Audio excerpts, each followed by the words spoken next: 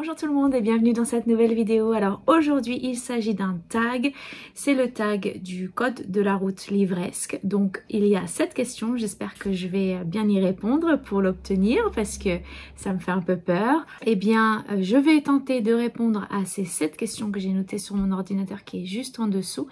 Et puis j'espère que cette vidéo vous plaira.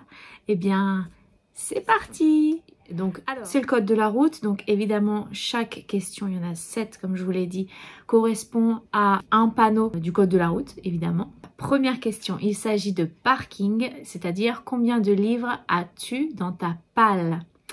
Je suis un petit peu honteuse parce que j'en ai beaucoup, j'achète beaucoup de livres et j'en achète plus que ce que je n'en lis. Donc du coup ma palle augmente de mois en mois. J'ai quand même compté tous les livres qui sont dans ma palle, en tout cas dans la bibliothèque qui est consacrée on va dire à la fantaisie en général, parce qu'après dans l'autre bibliothèque qui concerne plutôt les policiers, thrillers, etc. j'en ai aussi, donc j'ai un peu triché pour me donner une meilleure conscience on va dire. Donc dans cette bibliothèque, dans ces deux bibliothèques déjà, j'en ai compté 136. C'est énorme et en plus je sais que je continuerai à en acheter, donc voilà, c'est un petit peu trop certainement, mais c'est mon petit péché mignon, donc bon tant pis, au moins j'ai ce qu'il faut à la maison pour lire hein. Donc 136 c'est énorme. Bon, voilà. Pour la deuxième question, il s'agit de limitation de vitesse. Quelle limitation donnes-tu à ta palle? Bon bah j'ai un peu répondu à cette question dans la première, donc je n'ai aucune limitation, je ne m'en donne aucune. C'était même la première fois que je comptais les livres que je n'avais pas encore lus. Je sais que certains essayent de ne pas en avoir du tout, ou alors de limiter leur palle, en tout cas de ne pas acheter de nouveaux livres avant d'en avoir lu un certain nombre de leurs palles. Moi pour l'instant j'en suis honnêtement pas capable je pense, donc du coup je ne me donne aucune limitation, je ne m'impose rien, voilà. Je fais comme ça vient et comme je le sens. Bon. Dites-moi d'ailleurs vous en commentaire ce que vous faites par rapport à votre palle, est-ce que vous en faites? Est-ce que vous vous restreignez à un certain nombre de livres? Est-ce que vous lisez un livre que vous sortez donc de votre palle et ensuite seulement vous en achetez un autre? Enfin voilà, expliquez-moi, dites-moi comment vous vous organisez et combien vous en avez aussi, parce que j'aimerais me rassurer pour me dire que je suis pas la seule à avoir une palle énorme. Essayez de me rassurer, j'espère. Bon bref, la deuxième question, non ça c'était la deuxième question. La troisième question, route prioritaire. Quel livre est ta prochaine priorité? Alors lorsque j'aurai fini de faire le challenge du mois de la fantasy proposé par Piketty Bookin, donc là je me cantonne à ma pile à lire. Là pour le coup j'en ai vraiment fait une, parce que jusqu'à présent j'en faisais pas. Ma pile à lire c'était tous les livres que j'avais achetés et qui n'étaient pas lus. Je me suis jamais fait de pile à lire où je dois me restreindre à certains bouquins. Donc là c'est la première fois, donc quand j'aurai terminé donc au mois de mai, enfin terminé le challenge du moins, je sais pas si j'aurai terminé tous les livres, j'aimerais lire le second tome, et donc le second et dernier tome de la duologie de la carte des confins de Marie Replin chez PKJ, parce que là j'ai terminé aujourd'hui en plus de lire le tome 1, et vraiment, enfin je vous ferai un point lecture, mais vraiment j'ai beaucoup aimé et j'ai hâte de connaître le fin mot de cette histoire, qui en plus au début, quand il est sorti, je me souviens l'avoir vu au salon de Montreuil, elle était même l'autrice en dédicace, mais vraiment ça me tentait pas du tout cette histoire de pirates etc, et ça a été une très bonne surprise, je me suis bien plantée pour le coup, donc j'ai hâte de connaître la fin de cette histoire. Ensuite, quatrième question, réservée aux camions. Quel pavé comptes-tu lire prochainement? J'en ai pas mal, surtout chez De Saxus, là, qui sont juste derrière. J'en ai quelques-uns, mais là, celui qui me tente vraiment pas mal, mais qui me fait peur en même temps d'un autre côté, c'est le premier tome de Crescent City de Sarah J. Maas, donc publié chez De Saxus. Je pense que je vais le lire prochainement. Mais encore une fois, les pavés vraiment ça me fait quand même un peu peur, parce que c'est vraiment énorme, donc ça prend quand même pas mal de temps à lire, et du coup je me dis que les univers sont très développés etc, et c'est ça qui m'inquiète un peu, mais j'en ai tellement entendu de bien, et puis je sais que le tome 2 sort très prochainement, je ne sais plus quand, du coup je me dis que ça peut être le moment de le lire, donc je verrai peut-être au mois de juin, je ne sais pas, on verra bien. Ensuite, la cinquième question, c'est réserver au bus un livre que tu réserves pour une période spéciale. Alors, je me réserve pas forcément des livres pour des périodes spéciales, par exemple Halloween ou l'été ou l'hiver ou etc. Je fais en fonction de mes envies du moment. Mais là, il y a un livre dont je vous parle depuis un moment qui m'appelle intensément. Vraiment, j'ai très hâte. Je me réfrène pour le lire. C'est, je ne sais pas si vous l'aurez deviné, mais c'est le tome 2 de La Passeuse de mots, écrit par Jennifer et Alric Twice et publié aux éditions Hachette.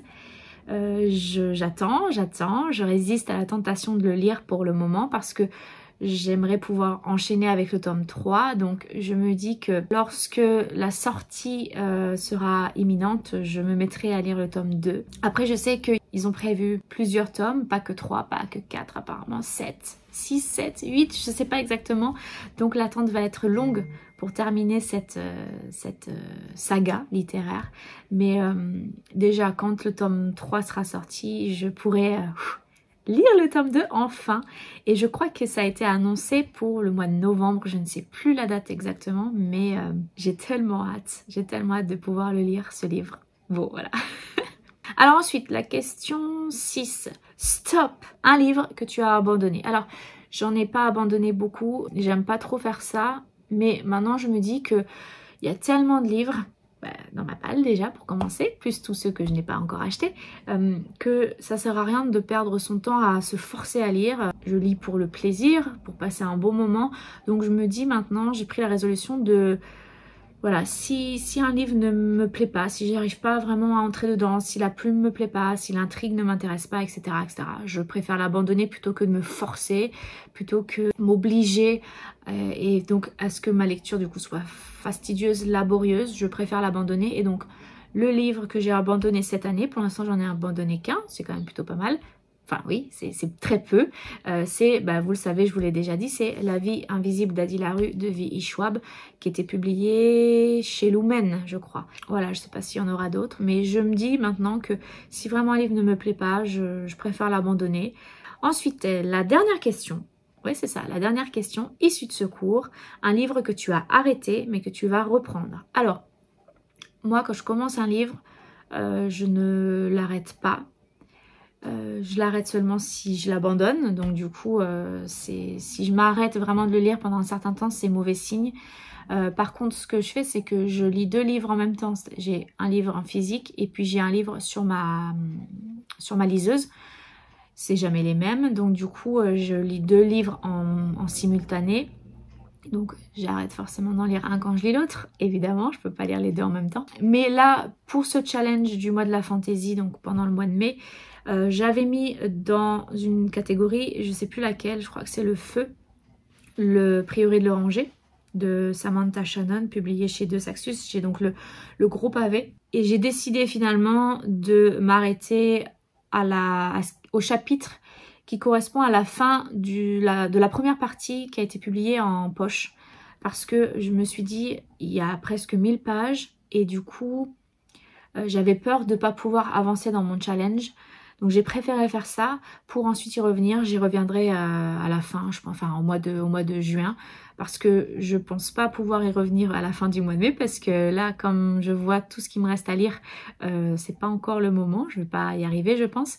Donc j'y reviendrai au mois de juin, je pense, parce que... Alors, ce qui m'a aussi décidé à faire ça, à opter pour cette méthode, c'est que j'ai mis beaucoup de temps à vraiment m'immerger dans l'histoire, à m'intéresser à l'histoire. Alors, je peux pas trop vous expliquer pourquoi, mais j'ai mis plus de 200, voire 250 pages vraiment à entrer dedans. Et la deuxième moitié du coup de cette première partie, je l'ai lu assez vite. J'étais, oui, vraiment happée par l'histoire, mais les 250 premières pages, ça a été très fastidieux pour moi. Donc je me dis d'ailleurs que si j'avais juste acheté le poche, peut-être que je l'aurais arrêté. Mais là, sachant que j'ai tout le bouquin, j'ai l'intégrale, du coup ça me pousse à lire la suite. Et c'est ça aussi qui m'a poussée à continuer, parce que je pense que je l'aurais arrêté avant. Donc du coup, voilà, c'est ce livre-là que je vais que je vais reprendre à la fin du challenge au mois de juin ou peut-être cet été, je sais pas. C'est tout pour ce code de la route livresque. J'espère que ce petit format assez rapide vous aura plu.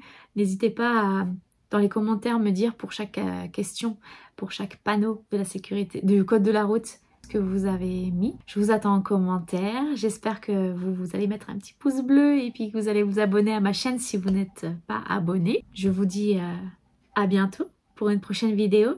Je vous souhaite de très belles découvertes livresques, de passer une très belle journée, un très beau week-end. Et puis, je vous dis à bientôt. Ciao!